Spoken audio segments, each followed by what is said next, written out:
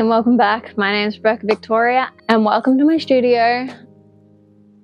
Today I'm answering the question of what role does playfulness play in my art practice? If you asked me this question 5 years ago, I think my answer would probably be really different. I think that I would have said that I don't really allow myself to play too much in art. I'm very concerned with getting things just so, making the lightness perfect, making sure that everything is exactly how I want it and very controlled. However, that is not really the case anymore in my art practice.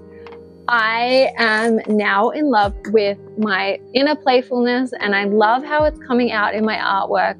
I've really been evolving my style in the last year and I've really been leaning into this playful side.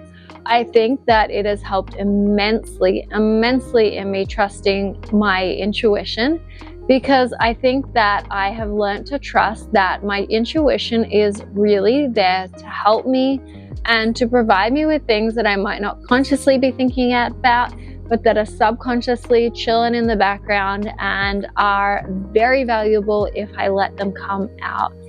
So playfulness allows me to just really be spontaneous and in the moment when I'm painting. It allows me to be present in a way that I never was before, because I'm really responding to what's in front of me. I'm really understanding that painting comes from a place that is ever evolving and it's not stagnant. And the way I was painting before, I would have my reference image and I would paint directly and I'd get everything just perfect. But now sometimes I use a reference, sometimes I don't, sometimes I Photoshop one up. I would actually like to play with AI references a little bit. I've never done that before. I think that could be really interesting to try, but I don't really love to work from reference images too much because I feel like I get back into that box of trying to replicate everything just so. So for me, it's better not to have the reference image because it allows me to be more responsive to what's happening in the moment. It might be responding to the colors that I'm mixing up and adding them into different spots in the painting. It might be me responding to the way the light is falling and how this might change things. It might be me responding to even the brush sizes that I use. I think that I was even so controlled by trying to get all the details. I would go to small brush sizes so fast.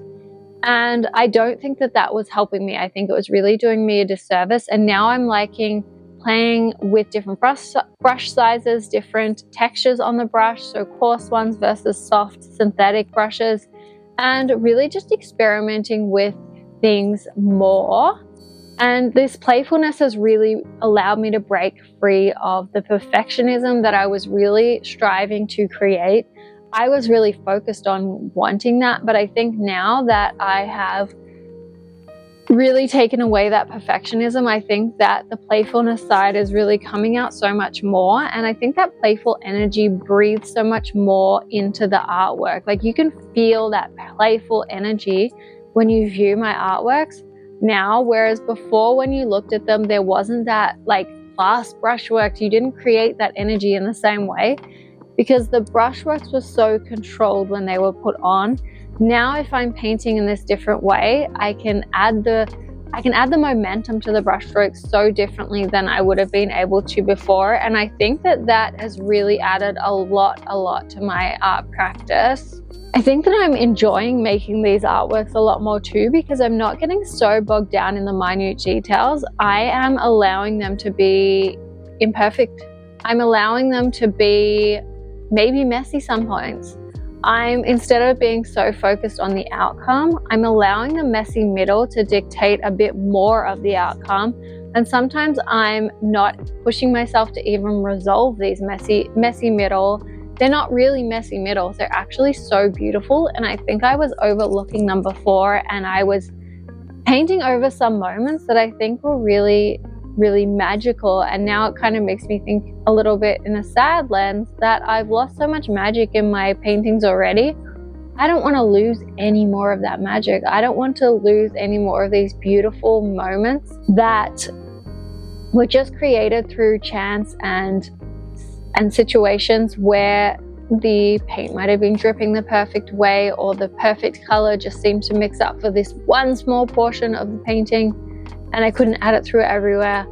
I just don't want to miss any more of these. I am in a position where I can say no to that because I've mentally grown and pushed myself to understand how important these fleeting moments of happiness are and how important these little details are, that I am going to prioritize them from now on. And I think that that is so incredibly important.